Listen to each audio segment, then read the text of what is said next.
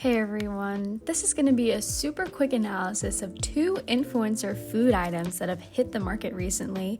The first being the Travis Scott meal at McDonald's, and the second is the Charli iced coffee at Dunkin' Donuts. So if you've spent some time on the internet recently, then you'll have seen that these two innocent fast food items have received, I'd say, some pretty different responses. I mean, overall, they're both fine. Like, at the end of the day, they're both just regular items that already existed on the menus of both of these restaurants, but now they have a name that happens to belong to a famous person. And if you were going to release a celebrity-named food item, this would be the perfect time because people are going to go out and buy it regardless if they're actually interested in what it is, just because it's trendy. However, that doesn't mean that I haven't seen some varying opinions about the validity of each influencer's celebrity status or whether or not they're deserving of having a meal or drink named after them. So quickly, if you don't know who these people are, Travis Scott is an American rapper, probably best known for his most recent album, Astroworld, which has had its artwork stolen and used by sororities around the country since 2018. He's also the ex of Kylie Jenner and father of Stormy Webster, so yeah, definitely A-list material we're dealing with. More of a traditional celebrity in the sense that he's a musical artist, and most of his fame derives from his music.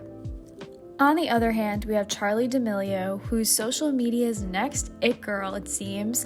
She's TikTok's most followed account with over 86 million followers. That's insane to me. But anyway, she basically got famous for doing TikTok dances, which seems to be the root of most of her criticism, that she got famous for doing very little, even though she is a professional dancer outside of TikTok. But at the end of the day, she's popular. She has a huge fan base that's willing to consume any sort of content she puts out. And it's very obvious that so many different brands are pulling at her left and right in order to get her face on whatever it is they're selling. And if anyone remembers, this is a similar trajectory that Emma Chamberlain followed a couple years back. Does anyone know what's going on with her? I feel like the hype around these young girls is really short-lived. Like, I'm sure Emma's still killing it on YouTube, but it kind of makes me sad. Like, she was on 17 magazine. I think she modeled for Louis Vuitton at Fashion Week, and now we never hear about her. I feel like Charli kind of replaced her. At least all these companies just view these as like, okay, where's the next famous teenage girl? And now we have Charli. Anyway, a lot of people have been questioning whether or not Charli is worthy of getting all the attention from these big brands, and this really culminated with the Charli drink at Dunkin'. Again, she is a different kind of celebrity than Travis. She's an influencer. Yes, she is a talented dancer, but she's most known as an internet personality, which arguably takes much less effort than becoming a world-known rapper. If you hadn't noticed, Charli is a teenage girl. She is 16 at the time of my recording this, and Travis is a grown adult man, almost 30 years old. And of course, the argument can be made that they have very different audiences and different fan bases. Charli D'Amelio has a lot of fans that are white teenage girls, and Travis Scott has a lot of fans that are also white teenage girls. But you may notice that people love to hate on teenage girls for liking certain things, doing certain things, acting certain ways, so I'm not really all that surprised about the reception of these two food items. Here are just a couple comments that I found. Anyways, anyone want the Travis Scott burger? I'd rather buy the Travis meal. The Charli drink is just a business tactic to get people to buy normalized coffee with caramel. This drink existed before Charli was ever famous. Oh my god. Wait, I didn't even think of that. This guy's onto something. I just cringe because of the fact Charli has her own drink for dancing. Has Charli ever gotten a donut from Dunkin'? Why does that matter? It's not a donut, she's selling coffee. My respect for Dunkin' went. I'm confused why she has a drink when all she does is dance. Like, what does dancing have to do with coffee? Why doesn't Ariana Grande have her own Dunkin' drink? I'm sorry, I had to. The username. Charli still got famous for nothing. Isn't it just a nice coffee? now she has a drink. They gotta rename it, Brian. No way I'm going in the store and asking for a Charli. She's so overrated. I lost respect for Dunkin' Donuts. Now, people have been pointing out that the Travis Scott burger also already existed, so it's not really a new item, but that still hasn't stopped people from harassing poor fast food workers, which actually is my biggest and my only issue with this. Having worked in the food and service industry, I take this as a personal offense, so just leave them alone.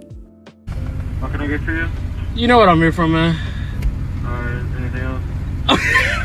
Yeah. Like, you can hear the pain in this poor drive-thru guy's voice.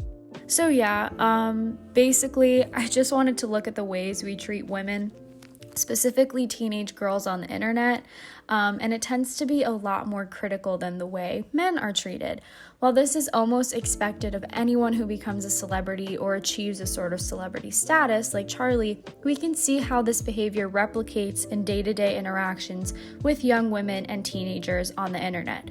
Whether it be through Twitter or TikTok or Instagram, people tend to be way more harsh, critical, and just straight up mean.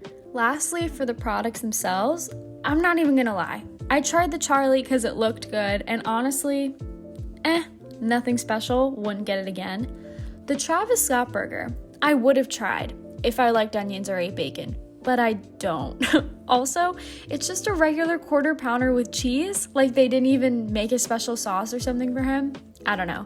Maybe that was his go-to order, even though I don't associate bacon with McDonald's. I thought that was like a Wendy's thing. Also, may just be me, I find it really hard to believe that people who have reached the celebrity status of Travis Scott still eat fast food.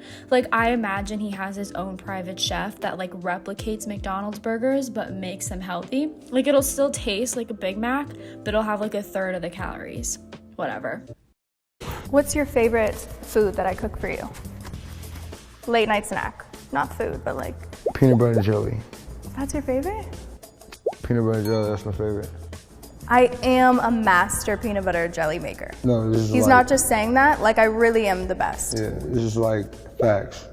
However, I am more inclined to believe that Charli actually drinks her drink every day at Dunkin', because I'm pretty sure we've seen pictures and like videos of her, and this was her go-to order.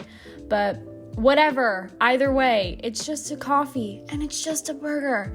So for everyone talking about it, including myself, I hope you're happy, because this is exactly what McDonald's and Dunkin' wanted you to do. They wanted you to talk about it on the internet and have this ridiculous discourse.